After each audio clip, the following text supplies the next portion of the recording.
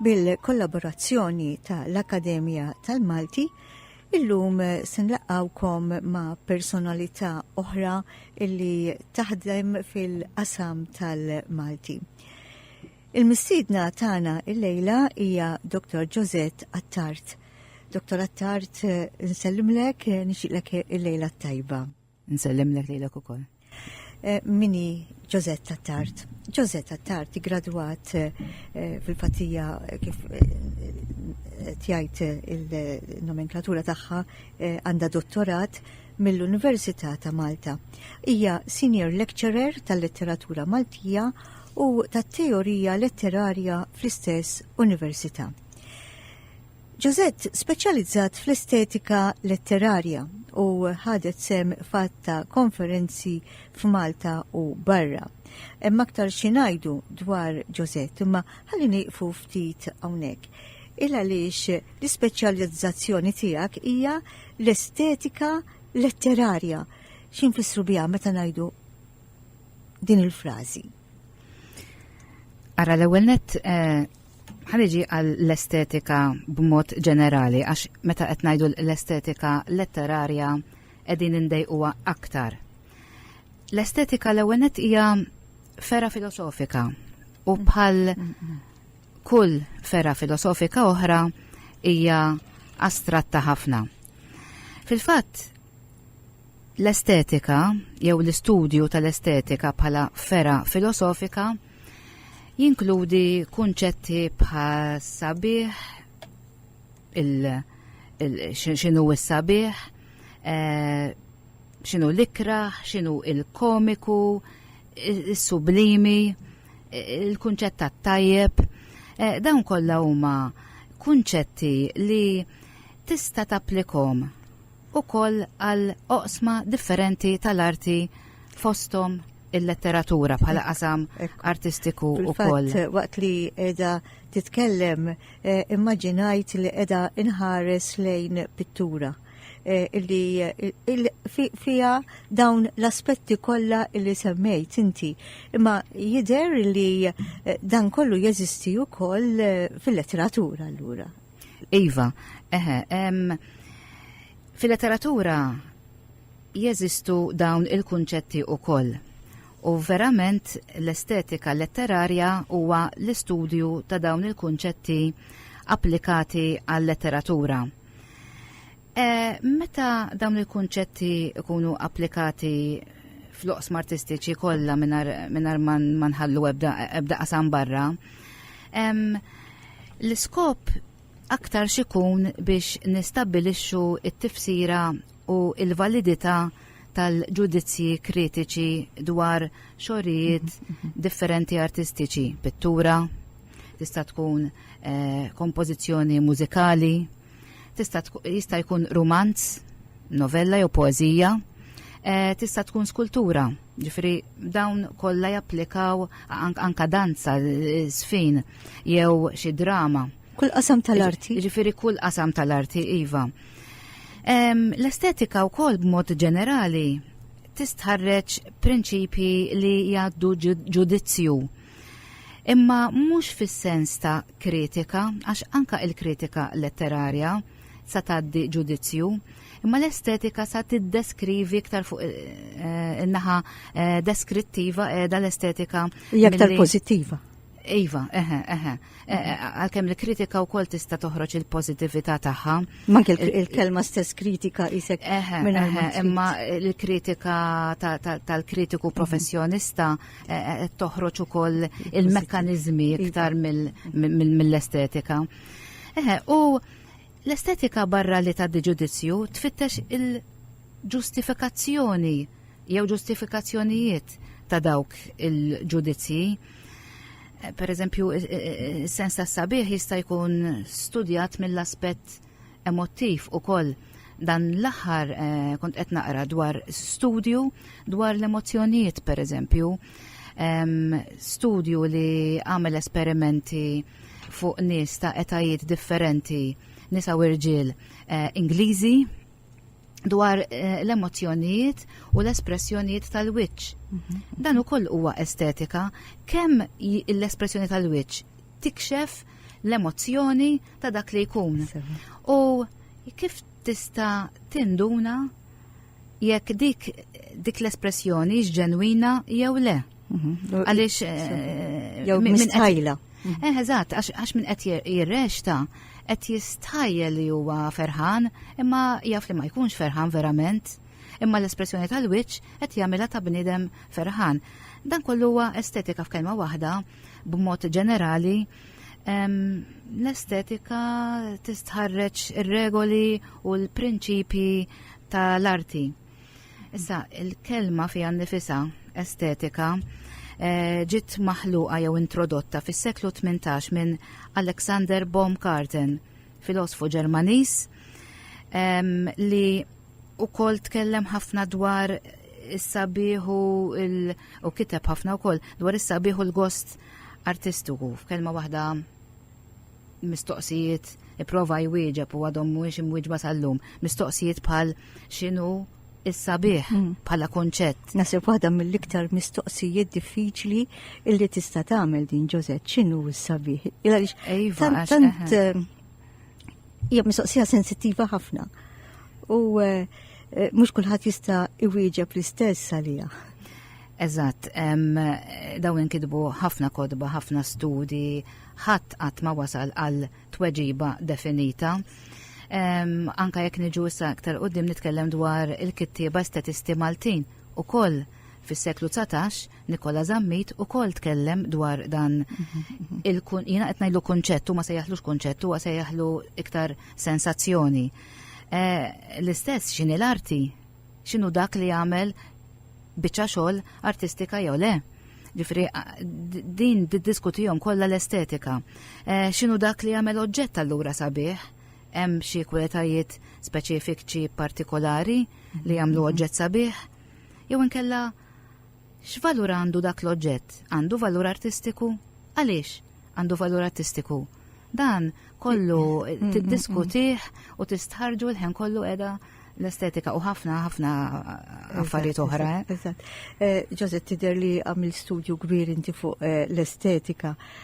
Imma ħalli nitkellmu ftit dwar l-estetika letterarja Maltija. Fil-fatt, inti għandek żewġ pubblikazzjonijiet ma nafx jekk mhuwiex uniċi fil-letteratura Maltija, forsi tispjegalna inti.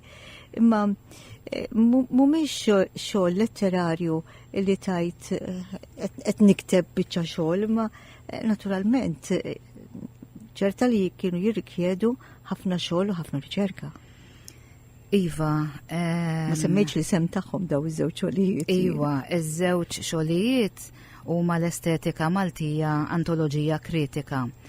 Imbagħad aktar tard ħriġt l-istorja tal-estetika letterarja Maltija. Kienu jirrikjedu ħafna xogħol għaliex f'dan il-qasam fil-letteratura Maltija ma kienx għadu sar ħafna xogħol, kien sar xi ftit mill-professur Oliver Friġġieri li ħeġġiġni biex inkompli napprofondixxi f'dan il-qasam.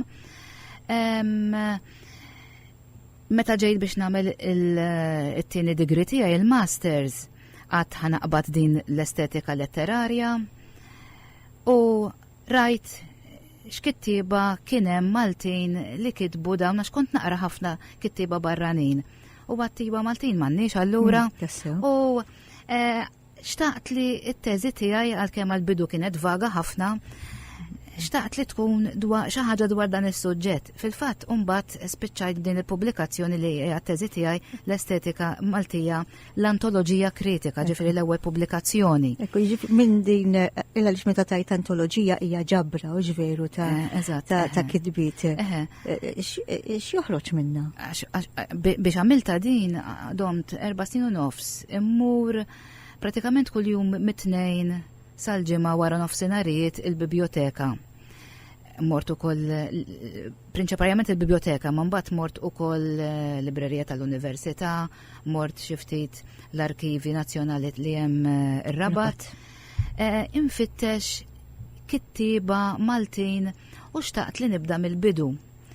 U l-bidu net ħadni għal kittib li l-Konti Ċantar, Giovanni Antonio Ċantar, li dan ma nistax ngħidlu li kellu kitba estetika verament, imma kellu xejriet fil-kitba tiegħu, anzi fid-daħla ta' poema kbira twila iddedikata lil Madonna. Bdejt minnu, inkludejtu f'din l-antoloġija iktar għal valur storiku milli għal valur estetiku tiegħu għaliex Minti forsi rajt diġa il-bidu veru tal-estetika fil-kitba Maltina. Kien l-ewwel ħiel il-bidunet bikri ta' xejrit estetiċi Maltin. Mija u ftit wara Mikil Anton Vassalli. Mikil Anton Vassalli u koll iktar kien lingwista mill-li kien letterarju, pero fid-daħliet ta' żewġ kodba tiegħu, speċjalment fid-daħla tal-leksikon, huwa magħruf għal dan id-dizzjonarju, jitkellem paragrafu żgħir dwar lingwaġġ poetiku bil-Malti. Allura hemmhekk għandna din l-idea ta' estetika wkoll. Verament il-kitbiet estetiċi propja f'Malta bdew fis-seklu 19. Ftitilu għadni kemm semmejt lil Nikola Zammit li naħseb kien ewlieni f'dan is-seklu. Li kiteb dwar il-kunċett tas sabiħ, kiteb anka dwar l-arti b'mod ġenerali, l-arti li rabata mal-ħajja, kiteb ukoll dwar ir-romanz ta' żmienu, ġifieri dwar it-teatrin ukoll ta' żmienu, ġifieri kiteb ħafna miegħu u kien ħabib tiegħu ukoll Gian Anton Vassallo li kiteb ukoll speċjalment fir-rivista l-Arte, rivista letterarja, kiteb u kien jagħti kors ukoll tal-estetika fil-Università ta' żmienu bit-Taljan kien itih. Mbagħad hemm tnejn oħra, Zaccaria Roncalli u Salvatore Castardi li kitbu xi ħaġa żgħira wkoll u inkludejthom magħhom biex kemm jista' jkun din l-antoloġija tkun sħiħa. Qatt ma tista' tkun sħiħa antoloġija. Kompluta. Le, qatt ma tista' tkun, però provajt indaħħal ħalli l-istampa tkun iktar wiesa. Imma għandek ukoll fiha din l-antoloġija kittiba ta' żmienna, kittiba moderna. Jien bqajt ġejja isu sa seklu 20, sal-aħħar ta' seklu 20. Wara s-seklu 19 bdejt is-seklu 20, hemmhekk niltaqgħu ma' kittiba li forsi iktar huma magħrufin għax kienu wkoll poeti bħal Dunkarm, imma ma semmejt ebda poeżija tiegħu għax naturalment jiena rajt ix-xogħlijiet estetiċi tiegħu x'kienu. Kienu xi taħdita dwar il-poeżija Maltija, kienu xi ittri li kiteb lil xi kittieb oħra sħabu u li fihom hemm xi ħjiel anke jgħaddi xi kumment dwar l-estetika jew il-poetika l-iktar. Pratikament is-seklu 19, il-kittiba ta' seklu 19 minħabba kwistjoni tal-lingwa kitbu bit-Taljan. Hawnhekk ħanaqilbu għal Malti, issa Dunkar m'għandu xi ħaġa żgħira bil-Taljan u bl-Ingliż, imma mbagħad naqilbu għal Malti. Ħlief għal Anastasio Kuxkieri, Karmelitan, nafu li kien professur tal-filosofija l-Università mhux biss hawn Malta manka fl-Italja. Allura kien jaf ħaddem sewwa l-estetika? Kien ħafna iva kien jaf ħaddem sewwa l-estetika, kien poeta wkoll. U kiteb baqa jikteb bit-Taljan. Magħhom hemm ukoll Giusea Collina u Carmenu Vassallo li kitbu bil-Malti. Giusea Collina għandu Poetry and Inspiration, hija taħdita li ta' fil-British Council.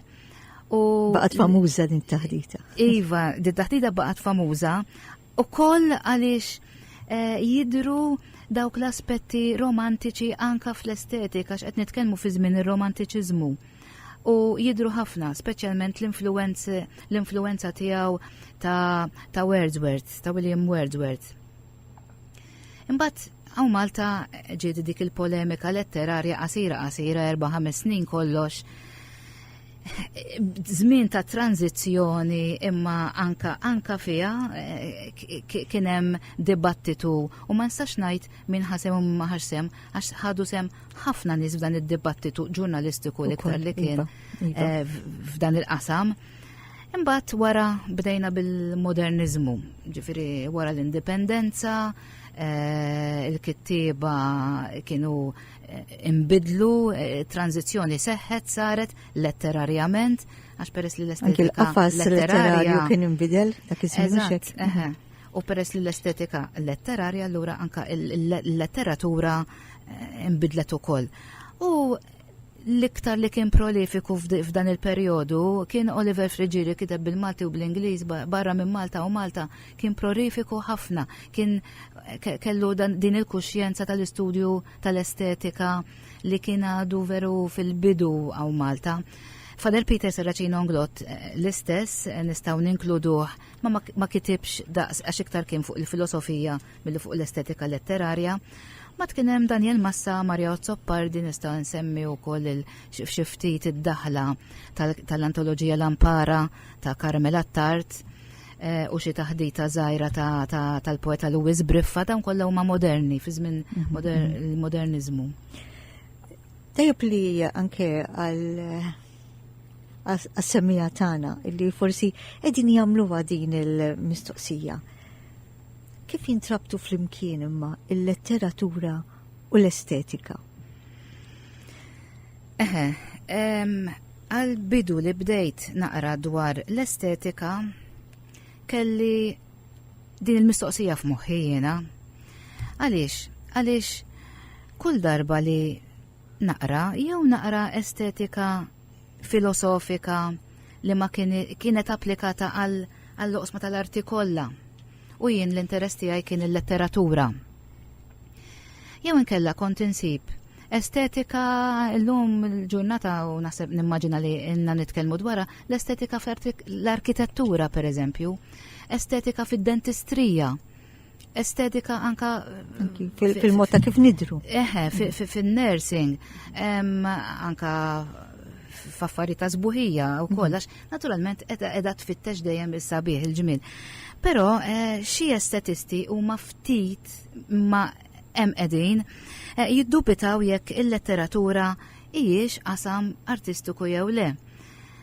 Ħafna mill-estetisti huma kontra daw il-ftit għaliex sa mis-seklu 18 il-poeżija kienet inkluża mal-pittura, mal-mużika, mal-sfin, mad-drama. U jekk immorru aktar lura mis-seklu 18 ħammorru fi żmien il-klassiċi Gregi, Orazju ħareġ l-ars poetika, l-arti tal-poezija. Mela l-poezija hija arti, mela l-letteratura hija arti, il-poezija ferra letterarja. Allura l-estetika wkoll. Letterarju. Ġifieri iva, u dak huwa trattat estetiku wkoll. Ġifieri jeżisti qbil li l-poezija hija waħda mill-ogħla forom artistiċi u għalhekk mhux diffiċli biex wieħed isib kwalitajiet artistiċi fil-poezija. Meta l-filosofi kitbu dwar il-letteratura, kitbu dwar valuri ħafna drabi etiċi jew kognittivi, jew inkella iddiskutew u għadhom jiddiskutu l-intenzjoni tal-awtur fil-kritika jew l-emozzjonijiet li kollha tista' tiġborhom f'dan it-terminu wiesa estetika, imma dan kollu dawn il-filosofi ma tantx ifukaw fuq karatteristiċi speċifiċi letterarji. Il-letterarjetà f'dak ix-xogħol letterarju x'inhi? Isbuħija. Eżatt, x'inhu dak xogħol il-kwalitajiet letterari li jagħmlu xogħol letterarju. U wisq anqas fuq dawk estetiċi allura ma tantx ifukaw fuqhom. Fil-kwistjoni dwar l-element emotiv, per eżempju fil-finzjoni, dik l fiction finzjoni, ittieħdu eżempji minn films, b'mod speċjali films tal-biża. Ma tidux eżempji mill-letteratura. Karatteristiċi oħra dwar il-finzjoni bħal il-valur tal-verità, il-referenza, l-ontoloġija, jistgħu jkunu applikati kemm għan-narrattiva li hija non letterarja, imma wkoll għal-narrattiva letterarja, u dawn jistgħu jkunu jiffokaw fuq teoriji iktar metafiżiċi jew inkella semantiċi, ġifieri l-infittxu t-tifsir jew is-sens. Jew l-eru u xekk ukoll. Li jitbedu allura mill-estetika. Mela, meta il-filosofi jagħtu attenzjoni lill-letteratura, verament ikunu qegħdin jimirħu fid-dinja tal-estetika. Allura, bla ma trid, la qed titfa' l-fokus tiegħek fuq il-letteratura, tħalt fid-dinja tal-estetika u qed timraħ f'din id-dinja tal-estetika. Bir-raġun kollu dawn jintrabtu fl-imkien u ġveru kif qiegħda tispjega inti.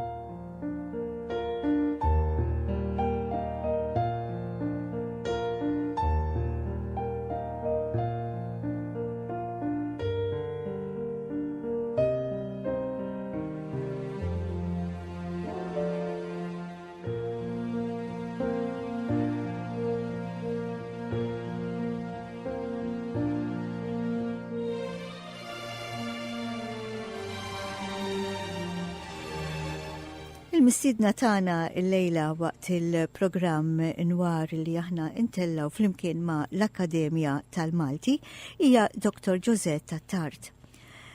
Josette ippubblikat numru ta' studji estetiċi letterarji f'rivisti akademiċi Maltin u barranin. Fil-fatt ir-riċerka reċenti tagħha ffukat fuq it-teorija tal-kritika letterarja. Tajb li ngħidu li Josette hija awtriċi ta' 5 kotba li huma l-estetika Maltija, antoloġija kritika, għadna kif tkellimna dwarha, u mbagħad għandha il-Barrani, din hija traduzzjoni mill-Franċiż ta' L'étranger ta' Albert Camus. Samsara, din hija antoloġija bilingwali ta' haiku, storja tal-estetika letterarja Maltija u il-Glorja ta' Missieri. Din hija traduzzjoni mill-Franċiż ta' Marcel Pagnot. Hija rebħet darbtejn il-Premju Nazzjonali tal-Ktieb. Imma semmejt il-haiku jiena, Josette. Issa interessanti għaliex il-haiku sa xi 20 ta' snin ilu konna nassoċjawh ma' letteratura Ġappuniża. Issa spjeganna inti. Imma mbagħad minn xi snin il hawn bdejna naraw il-haiku anke fil-letteratura Maltija. Ħanispjegaw ftit esattament meta ngħidu haiku x'infissru. Kif sewwa inti, Susan, il-haiku oriġina fil-Ġappun. Pratikament nistgħu ngħidu li oriġina bej wieħed ieħor fis-seklu 15 minn Matsuo Basho li ma kienx jisejjaħ haiku, il-kelma haiku mbagħad ġiet wara. Imma kien jikteb dan il-ġeneru ta' haiku. Iktar tard mbagħad dan it-terminu ipproponih Masao Akashiki. Dan baqa jikteb il-haiku wara Basho ġew Buson ġew issa dawn kollha huma poeti Ġappuniżi li tħarġu fil-haiku u beda jissemma haiku. Issa x'inhu verament il-haiku? Il-haiku hija l-iqsar poeżija li tista' teżisti. Fil-fatt, oriġinarjament kif ħarġet mill-Ġappun kienet il-haiku klassiku qegħdin ngħidu, kienet poeżija ta' 17 il-sillaba b3 versi. Mem il-forom ħames, iwa, għandek ħames l-ewwel vers b'5 sillaba, t-tieni vers b'7 sillabi u l-tielet vers b'5 sillabi. Dawn huma regoli tal-ħajku. Huma regoli oriġinali ħanajtek għax illum il-ġurnata ma bqajniex marbutin, speċjalment meta ma baqax iktar orientali imma ġi importat fid-dinja tal-punent. Imma ir-regoli oriġinali huma daw tal-5-7-5 ħna ngħidulu. 5-7-5 huma ir-regoli tal-ħajku, però mhux dik biss hija regola għax dik hija iktar marbuta ma' forma. Il-kontenut huwa importanti ħafna. Il-ħajku oriġinarjament u kważi għadu illum ukoll huwa marbut ma staġun. Fil-fatt il-kiġo jew hija il-kelma kiġo li hija marbuta ma xi staġun partikolari. Per eżempju x-xitwa. Eżatt. Issa l-istaġuni fil-Ġappun huma differenti minn kif nifhmu l-istaġuni aħna. Mela, ċerti ħajku Ġappuniż li taqrom fit-traduzzjoni, aħna tal-punent insibuhom daqsxejn diffiċli biex nifhmuhom jekk ma nkunux għattajna xi ftit żmien il-Ġappun, għax ma nkunux familjari mal-istaġuni, man-natura, mal-ambjent tagħhom. Kif ġi natura naturalment, natura l-istaġuni u n-natura jmorru jitfit. Issa, kif ġi fil-punent. Kif wasal hawnhekk? U kif wasal Malta iktar u iktar. Fil-punent ġi minħabba li kien hemm Ingliżi u anke Amerikani, poeti li għamlu traduzzjonijiet tal-Ġappuniżi. Fil-fatt ħafna anke f'Malta, ħafna mill-Maltin meta raw dawn il-ħajku kienu fit traduzzjoni ma tistax taqra il-ħajku bil-Ġappuniż jekk ma tkunx taf il-lingwa. Tnejn mill-pionieri li ħadmu ħafna biex jitraduċu mill-Ġappuniż il-ħajku għall-Ingliż kienu Harold Henderson, William Higginson, dawn huma il-pionieri, u mbagħad kien hemm ukoll Blythe. Fil-fatt Blythe għat ma nista' ninsih jien għaliex il-British Haiku Society li jiena membru tagħha toħroġ ġurnal kull 3 xhur li semmitu Blythe Spirit għal dan il-pionier Ingliż li beda jitraduċi u jikteb ukoll il-ħajku bl-Ingliż. Kien hemm ukoll Amerikani hawn Malta issa. Kif daħal hawn Malta l-ewwel ħajku ippubblikat kien ta' Anton Buttigieg, il-muża bil-kimono. Però ma nistawx, għalekat ippubblikat, ma nistawx ngħidu jekk kienx hemm xi ħajku qablu, xi ħadd li kiteb il-ħajku qablu li ma kienx ippubblikat, forsi, jista' kien hemm xi ħadd qablu wkoll li seta' kiteb il-ħajku, imma Anton Buttigieg ippubblika l-muża bil-kimono. Ġozett, imma lilek, għax inti ktibt ħajku u xejn. Għadni ktibt. Għadek, imma x'inebħek biex tikteb il-ħajku u ma tiktibx forma ta' poezija oħra, imma tikteb speċifikament il-ħajku. Tkun xi burdatek partikolari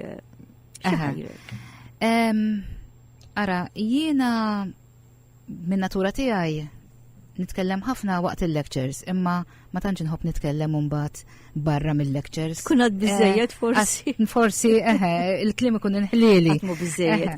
Meta tgħallem għatmu biżejjed, Joseph. Allura, inħobb inkun ħafna konċiża jiena. Li għandek tajdu fil-qosor. U jekk jista' jkun nuża mill-inqas kliem nużah. Il-konċiżjoni toġobni immens, però hija wkoll sfida meta tiġi biex tikteb il-ħajku, għaliex ħsibiet ikollok ħafna. U kif ħatkun konċiża? Fi 17 il-sillaba hija wanqas, għaliex malli importajna l-ħajku lejn il-punent. L-istil klassiku donnu imbidel xi ftit illum il-ġurnata jekk tara xi ħajku, anke b'vers wieħed jikdbuh il-ħajku. Jien ma tantx naqbel miegħu, imma anke b'vers wieħed binqas. L-importanti li toħroġ l-emozzjoni. L-importanti li taqbad dak il-mument, speċjalment fin-natura, taqbdu isek ħadd ritratt għandek split of a second, daqshekk. Isek ħadd ritratt u minħabba fek u mbagħad tikteb il-ħajku. Ħajku huwa ritratt. U trid tkun konċiża kemm jista' jkun, imma timplika ħafna. U ġiegħu tinara l-apertura. Eżatt, u ġiegħ lil qarrej jibqa' jaħseb wara li jkun raħ. Jirrifletti wara li jkun raħ. Josette, il-ħajku għandu xi importanza, xi relevanza fil-poetika kontemporanja? Naturalment il-ħajku ħanajdu hekk.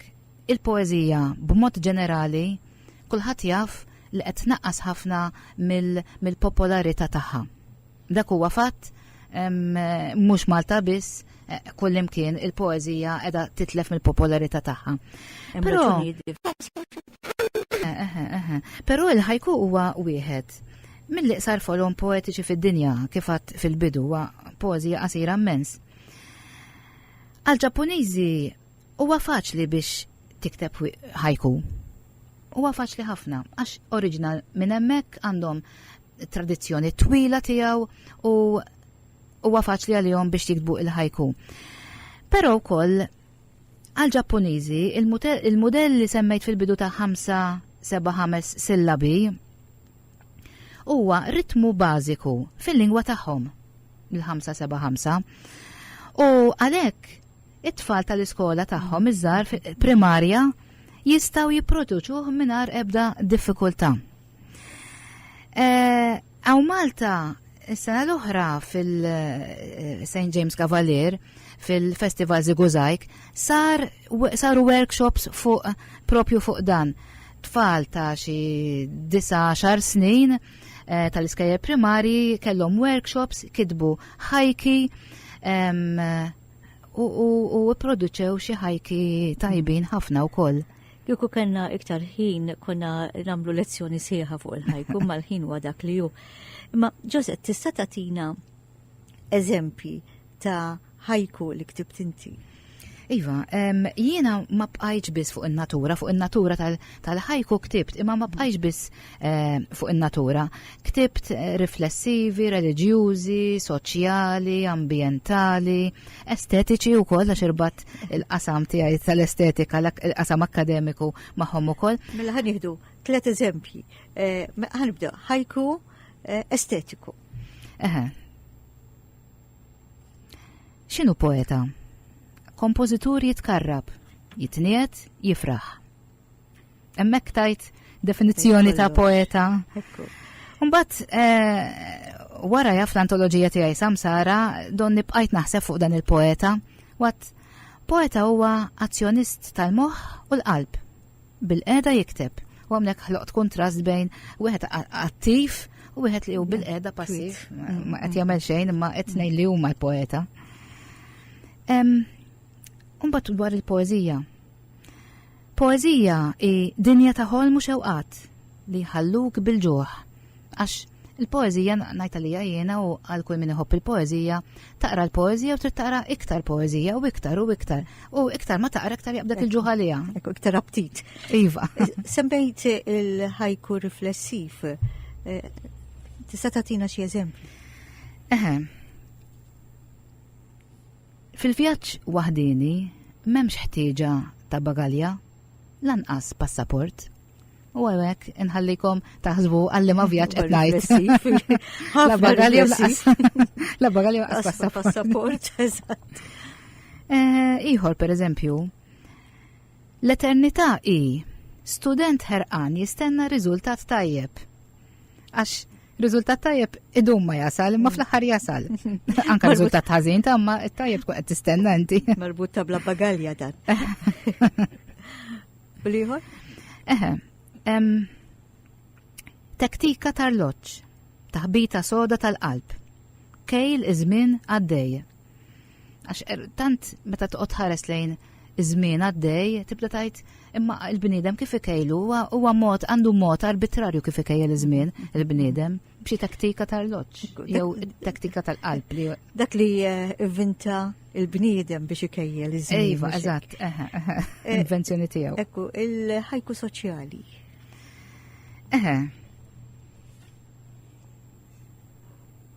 X'jagħmellek iż-żmien? Il-mara taħbis snina u binta iżidhom. Hawnhekk għandna l-paradoss. In-nisa normalment jgħidulna iktar ma nigru b'dar naqsu. Imma mbagħad il-bniet ikunu jridu ta' tfajliet, jridu jikbru iktar, dak huwa l-paradoss tal-ħajja.